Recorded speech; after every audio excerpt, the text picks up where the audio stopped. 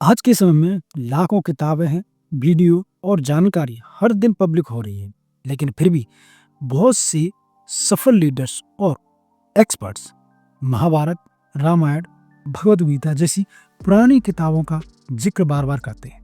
आखिर ऐसा क्यों होता है? कंटेंट और स्टोरी टेलिंग का महत्व क्या है, इसकी इम्पोर्टेंस क्या है और इसको किस तरीके से हम समझते हैं? तो देखिएगा, जैसे जैसे मैं स्टोरी टेलिंग को गहराई से समझ रहा हूँ, मुझे महसूस हो रहा है कि यह केवल मनोरंजन का माध्यम नहीं है, बल्कि यह एक अलग ही दुनिया है जहाँ पर हर कंटेंट जो का अपना एक प्रभाव होता है, अपना एक महत्व होता है, अपनी एक इम्पोर्टेंस होती है। अगर आप इंस्टाग्राम रील्स को ध्यान से देखेंगे तो आपको दो तरह की वीडियो मिलेंगी। फर्स्ट नंबर पे जो बहुत ही ज़्यादा अच्छा परफॉर्म्स कर रही हैं, इनमें गहरी स्टोरी होती है, समझ रहे हैं, जिसमें थोड़ी सी लॉजिक भी होते हैं, लेकिन जो स्टोरी होती है वो आपके दिल को छू जाती है।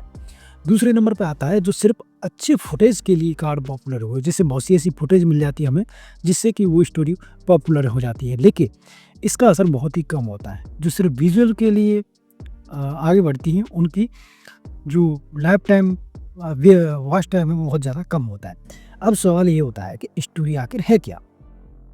क्या केवल एक राजा था और एक रानी, इस प्रकार की जैसी सीधी सादी कहानी होती है, क्या वो स्टोरी कहलाती है? नहीं।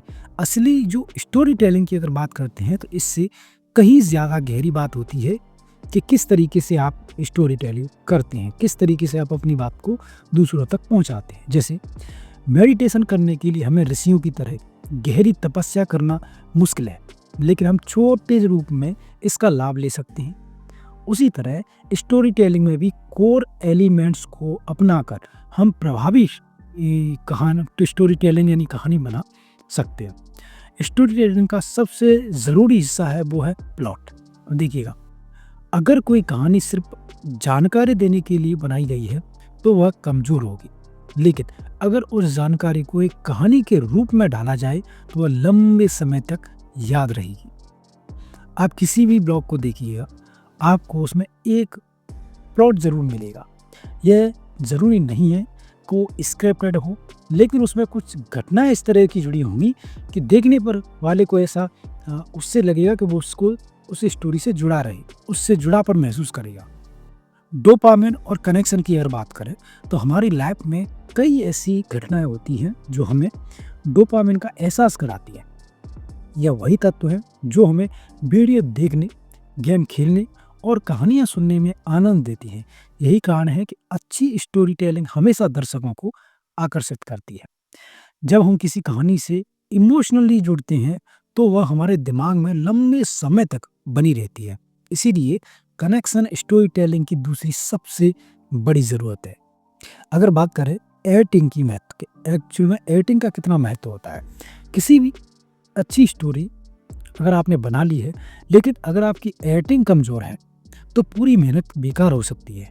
यह ठीक वैसे ही है जैसे बाइक चलाते समय अगर आप 80% ध्यान क्लच और गियर पर रखते हैं तो एक्सीडेंट होना तय है या नहीं, ये आप खुद सोच के देखिएगा। अगर आपको वीडियो एडिटिंग है वो अच्छे से नहीं आती है तो यह सीखना बहुत ज़्यादा ज़रूरी हो जाता है, क्योंकि बिना एडिटिंग स्किल्स के आप अपनी स्टोरी को सही ढंग से पेश नहीं कर पाएंगे।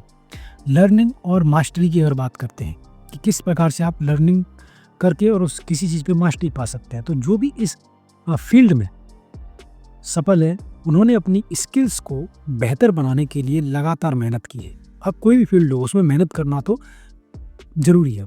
अगर आपको ग्रो करना है, आपको भी सही गाइडेंस और सीखने की आदत डालनी होगी। कोई भी सफल व्यक्ति हमेशा सीखता रहता है और यही उसे भीड़ से अलग बनाता है।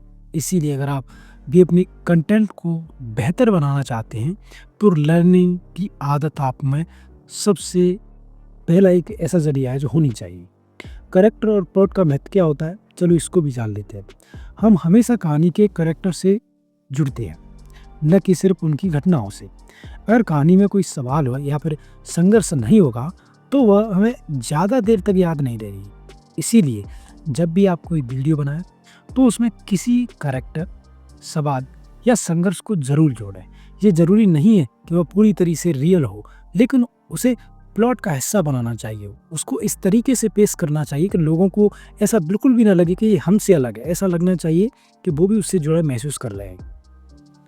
एयर्स को भी आर्ट बनाए। देखिएगा, अच्छी कहानियों में हर चीज़ आपस में जुड़ी होती है।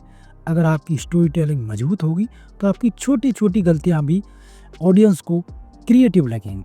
क्यों? क्योंकि उससे वो जुड़ा हुआ महसूस करेगी। उदाहरण के लिए अगर मैं आपको बात करूं, अगर किसी वीडियो में मेरी दाढ़ी का स्टाइल अचानक बदल जाए और कोई इसे नोटिस करे तो इसे कंटिन्यूटी एरर कहा जाता है। लेकिन अगर मैं इसे कहानी का हिस्सा बना दूं तो ये ऑडियंस के लिए एक दिलचस्प पहलू बन सकता है, क्योंकि अभी आपकी दाढ़ी थी, फिर आपने उसको एडिटिंग कर दिया।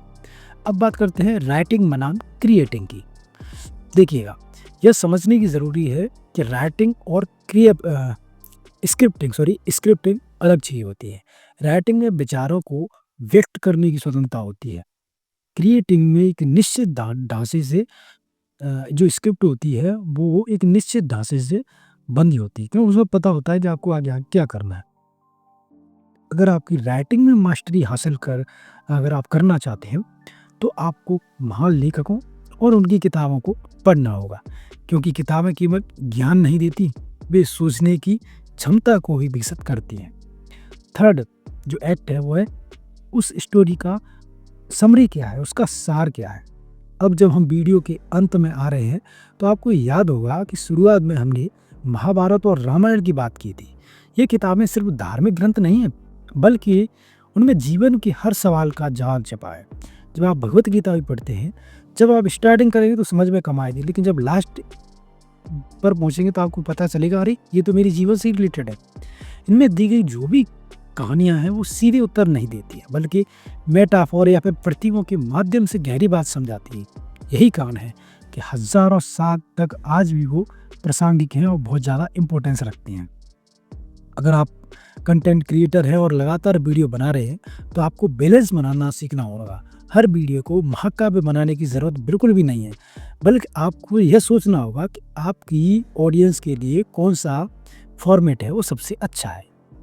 ठीक है, जो मैंने आपको बताई, अब मैं उसकी आपको समरी बताने वाला हूँ कि एक्चुअल में ये चीज़ें काम कैसे करती हैं।